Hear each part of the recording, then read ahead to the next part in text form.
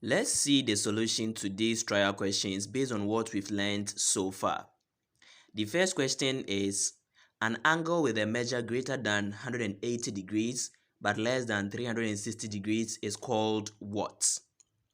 The answer is reflex angle. Now in our discussion, the fifth type of angles explained that, okay, and I gave examples like 210 degrees and then 320 degrees angles. So the answer to this question is what? Reflex angle. Let's move on to the question 2.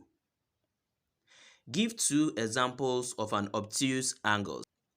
At angles type 3 in our discussion, we saw that obtuse angles are angles which are greater than 90 degrees but are less than what? 180 degrees.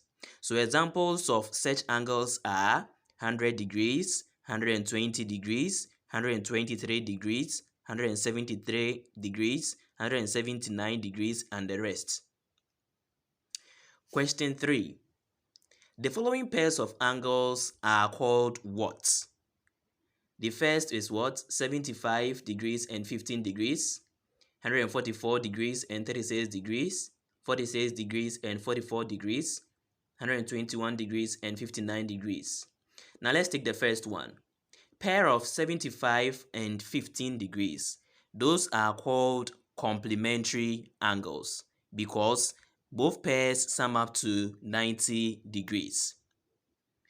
B, we have 144 degrees and 36 degrees. Those pairs sum up to what? 180 degrees. Since they sum up to 180 degrees, they are supplementary angles.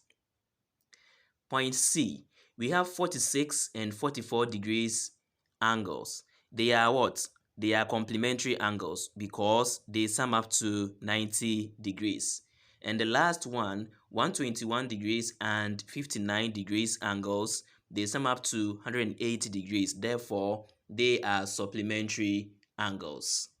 In the previous lesson, point 7 and 8 of the types of angles explained complementary angles and then supplementary angles. So if you still want further explanation, you can visit that lesson.